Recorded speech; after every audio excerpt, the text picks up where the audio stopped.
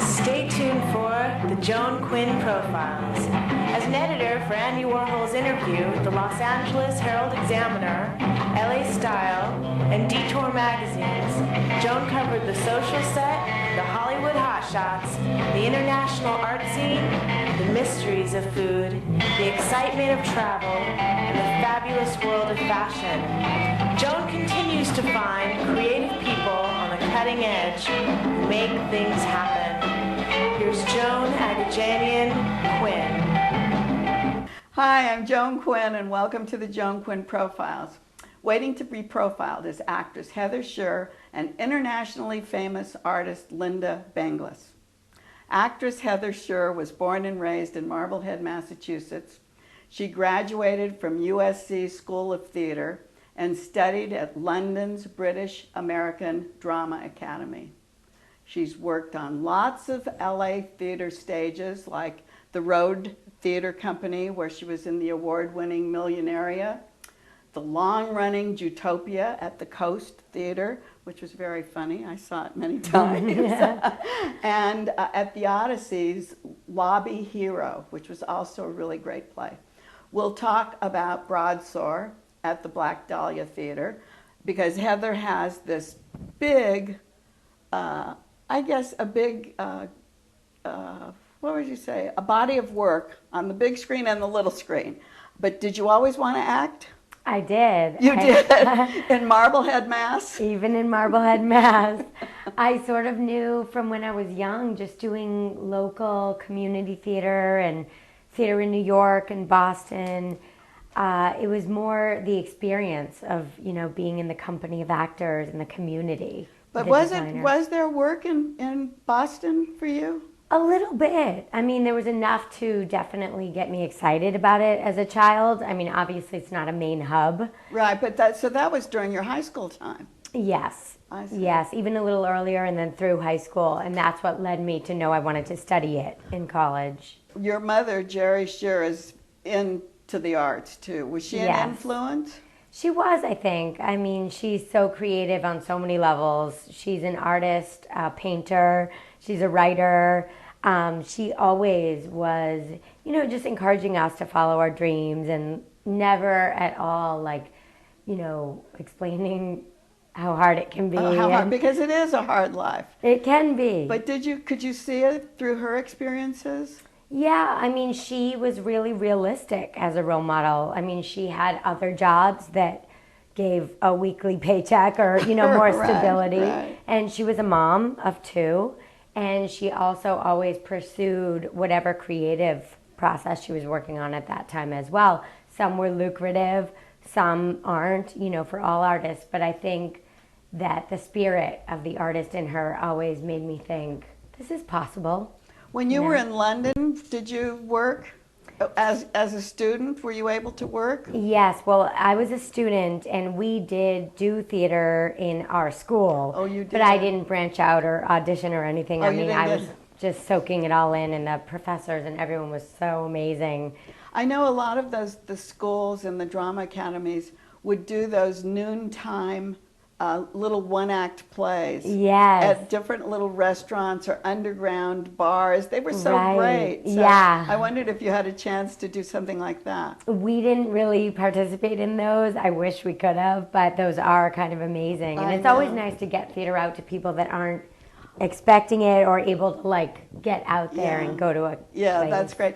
When you actually finished SC, you were on the West Coast, obviously. Do you think that your chances were better on the East Coast or on the West Coast? I definitely thought about it because I'm a theater girl at heart. Right. And obviously New York is amazing, and my sister was in New York at the time. I did think about it, but a couple of film and TV things started happening out here in LA, and I thought, well, I guess I'll give it a shot and see what happens. And it's such a balance for all actors because obviously film and TV is more lucrative. Right. But I still love the theater and the magic. You do a lot of theater, but do you prefer theater over the TV and film roles? I do. You do? I And love, why? you know, the magic of the live performance and the audience being a part of something that's happening right there in the moment for everybody in that room. That's a really exciting thing, you know, and it's different. Obviously, film and TV are both amazing mediums in their own right, but it's a very different experience when you have the audience right there and that they're experiencing the story together as a community. Well, that's what happens at the Black Dahlia. It's Right. very tiny. I mean, Yes. I felt like I was sitting on top of you and you were like talking to me. Right. And is that distracting? It's not for me. I love it. It's a very, very intimate theater. It's It like really is. What's it called? And the play is called Broadsword. the play now that I'm in is called Broadsword, written by the very talented Marco Ramirez. Yeah, tell us a little bit about Marco. Marco's amazing. He's really young and he's just got this amazing, exciting new voice. He writes on the TV show Sons of Anarchy. Oh, he does. So some people are fans of that show and know And that's his why there work were from celebrities in the audience. There were a lot of celebrities the night I was there. Yes. And people from the theater, too, who come to a small, intimate Black Dahlia.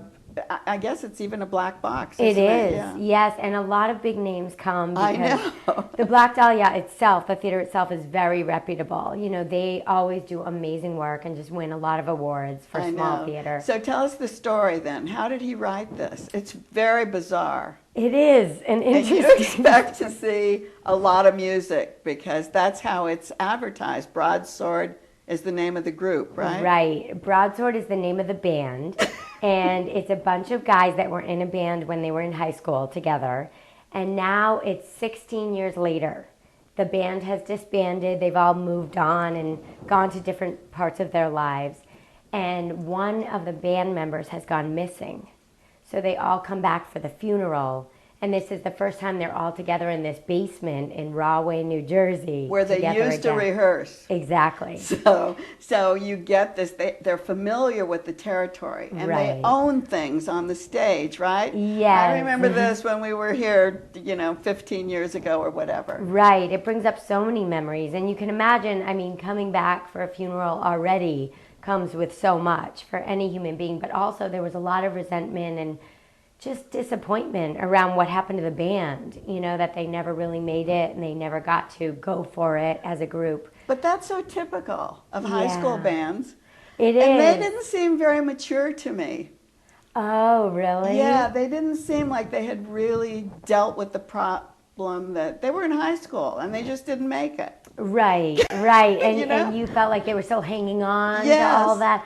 Well, I think that's very valid that you observed that. I mean, they're very blue collar, and I don't know that they've all processed it, like That's what I like meant. healthy people might go to therapy or Right.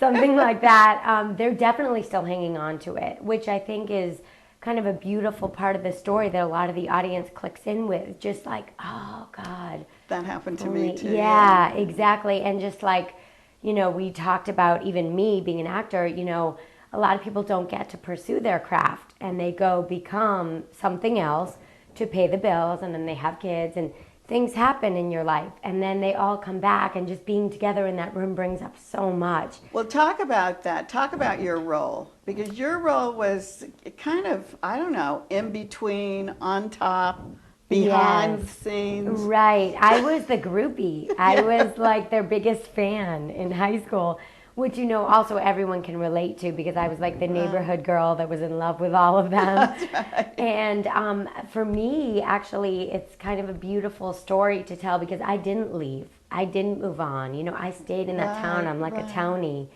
And there's a lot of disappointment and feelings around that. And yet you were pretty insightful for being left behind. They all kind Yeah. of went off, but you were more insightful in the story of what was happening. Yes. Well, I think I've also had time. Also, I have woman's intuition. I'm the Yeah. only woman in the play, and there's that.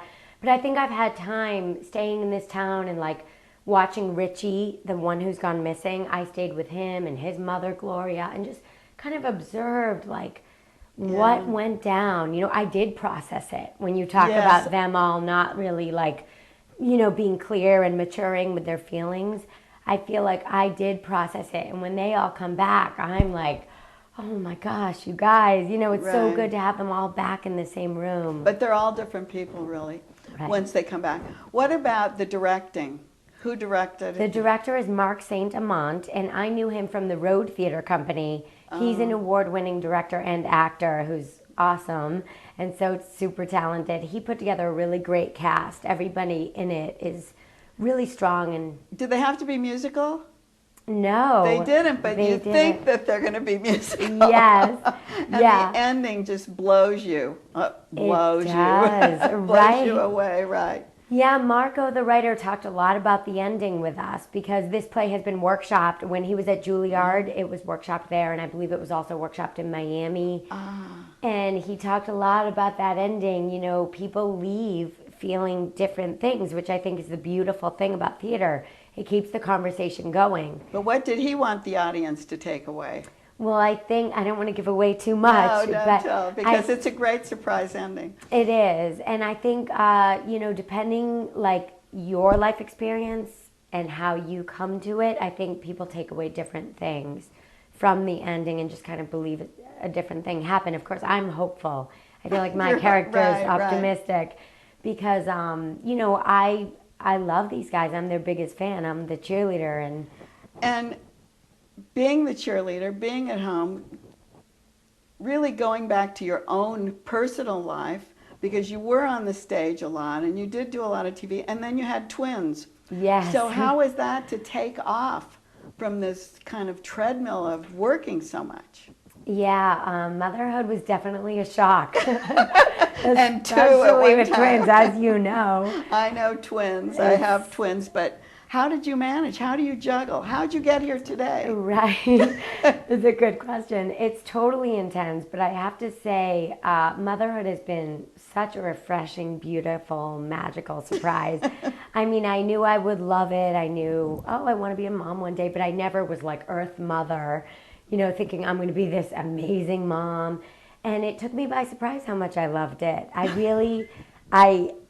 It blew my mind. I love watching these kids grow up and become who they're going to be. And, they're going to go to school soon, and then I'll be full-time back at pursuing my craft.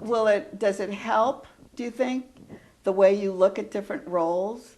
Are you softer in your approach to things? I mean, are you more sympathetic? I think so. I mean, motherhood made me a better human being. That's for sure.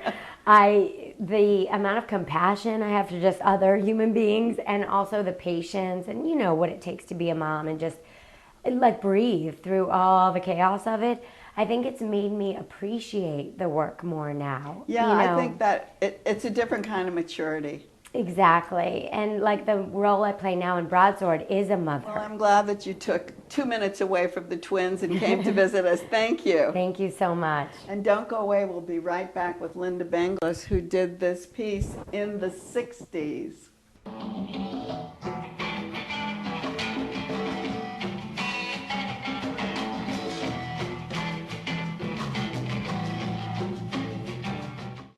I'm Joan Quinn, and welcome back to the Joan Quinn Profiles.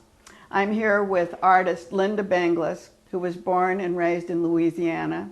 She earned a Bachelor of Fine Arts at Newcomb College. I think Lynda is the master of using unusual blends of media. For example, she uses beeswax and polyurethane and zinc, gold leaf, sequins, any number of things. You can see even from this piece that she used, cardboard, molds, different things. And she also is the master of collaborating with people. She gets along with other artists. She's made videos, installations, wall pieces, fountains, major sculpture. And I say she's international because when I was in Athens not long ago, her work was in the Cyclotic Museum and at the Onassis Foundation. And when I was in Rome, I saw some of her work there. She's worked from Ireland to India. She's worked in New York City from the mid-60s, where she was under the influence of minimalism and color field painting. But did you always want to be an artist when you were in Louisiana? Well, my mother might have been an artist, and loved art, but I didn't really know what art was. I saw that my mother did some paintings, and she might have gone back to that. And I was curious about it. And I think, I thought, I wanted to be useful. I maybe a missionary or oh, really? maybe a home ec major, a good wife. Or, I didn't know. But then suddenly I was in school, and I thought, well, I need to do something that is meaningful to me.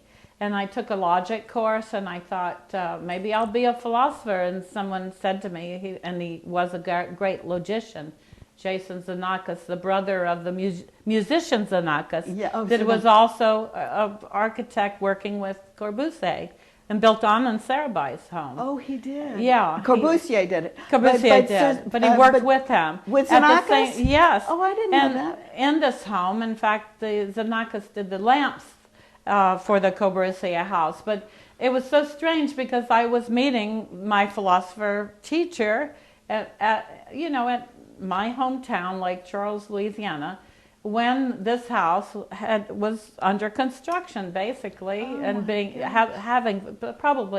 was finished probably within the 10 years. Did you know how important or how interesting they were at the time? I didn't even know who Corbu was. I just heard the name, and I thought, I was very impressed that this was a foreign Greek, actually Albanian, that had been brought up in Greece. They had moved from Albania, and they were obviously very wealthy, and had escaped. But was Albania. Xenakis was Greek too, wasn't he? It is a Greek name. It means stranger. Living in London, or yes. his brother was living. That's in right, London. Yeah. and also Paris. She's from Paris. Oh, I think that's the wife. Isn't it interesting how things connect? It is interesting, but it's more interesting because I think that when I say you collaborate with people, you know how to work things out.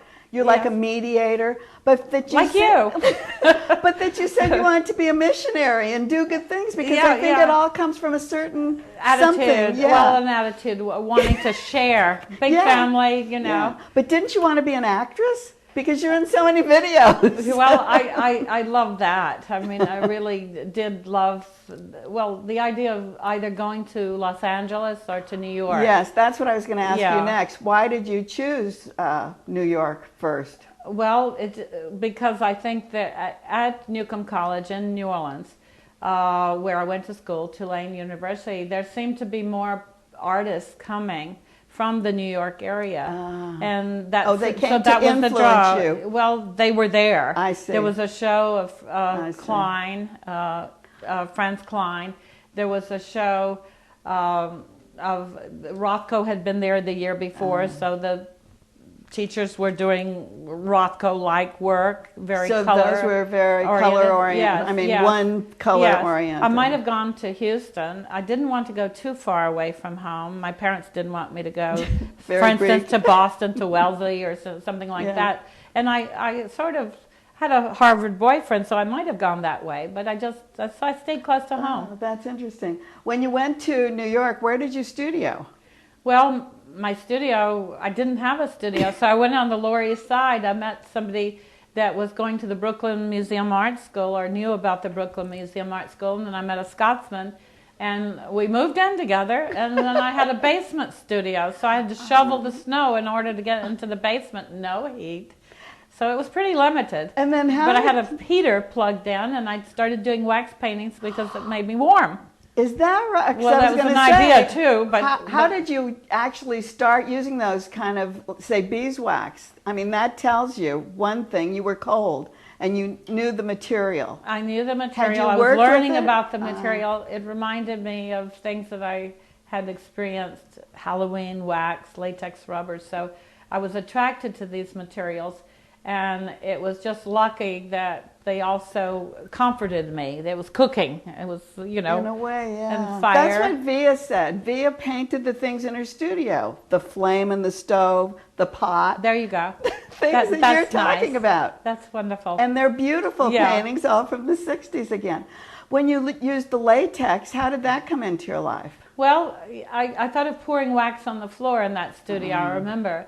And I said, well, that wouldn't look very good. And it got dirty and just be scruffy. wax? It'd be wax on the floor. So I collected things, materials that related to the skin and to paint. So I began essentially pigmenting my own skin surfaces of painting. I thought of good painting as having to do with skin and good surface. And then you poured them. I mean, who would ever think this is a piece of art pouring on the floor, right? Well, and then what could happen? Frankenthaler had poured, Pollock had drip poured, Yeah. so there was kind of. But his drip board then went up on the wall. Did your pieces go up on the wall? No, I felt I had to kind of follow the rules of gravity and also suggest that this wasn't action painting as such. This was not action painting at all. It really had to do with another kind of painting that related to where painting could go and where the format, what the format was. There was a lot of discussion about that, about the borders of painting, about easel painting. Is easel painting dead? Figure ground, the whole discussion about illusion, illusion, illusion, illusion. Who did you have those discussions with? Who was in that group? NYU, there was Barbara Rose, there was Frank Stella, there was, a group of people, sculptors, Saul LeWitt, all the people outside of that box. All the people you're talking about are outside of that. That's true, except framed kind of thing. Except for what's the big Texan that went down to Texas that did those boxes, those metal boxes. I'm trying to think. Judd. Judd. Yeah. So Judd was the box man, and they all were bragging about how effortlessly they decided to make this minimal art, which I thought was right out on a limb, very rococo. And they decided, okay, we just call up and we order. Yes, well, how did you feel about that? Well, Here you were pouring and I heating. thought it was interesting what they were doing, but since I'd taken logic from Xenakis, I thought, well, they're doing that and that's limited. That's a dead end. Oh, you did think that. And so when I came to California, I thought, well, these guys have opened up the situation. They're really involved with the environment, and it was a kind of popish phenomena, and they extended it into the realm of, art. They really did. But you say these guys. Well, it was mostly guys. Yes, it was mostly guys. There seemed to be very few women that were kind of riding the wave, except for the feminist movement. Yeah. So I came out because of the feminist movement. I see. And, I was accepted by those guys. And, actually you and Jack. Exactly. I mean, you seem to be the sort of people that were listening to everyone and help them. I mean, both of you were like the mom and pop or the sister and brother of that whole scene. But it didn't seem unnatural. It seemed normal. It seemed normal when you came. But you came from a really closed situation, didn't you, to California? And it was very open. I thought it was open. There was CalArts, that had people from everywhere. Right. And particularly from the coast, too. And wealthy, some of them weren't, but they were all specifically interested in art. But they talk about you as being such a feminist, but I never thought of you as a feminist. I mean, I thought of you as a thinker, a person who I does felt something. that, and I felt, well, this is a really important movement. I just didn't feel like going to the meetings. I didn't feel like... Exactly. Obviously I wasn't going to deny, I'm a woman, but I would beg the question. I would philosophically beg the question. When Linda Benlgis said, why are there no great women artists? I thought it was a mistake to even answer it. Exactly. You empower yourself if you do. Right. And well, empowering yourself and being this great woman artist, as I say, I feel so excited when I go all over the world.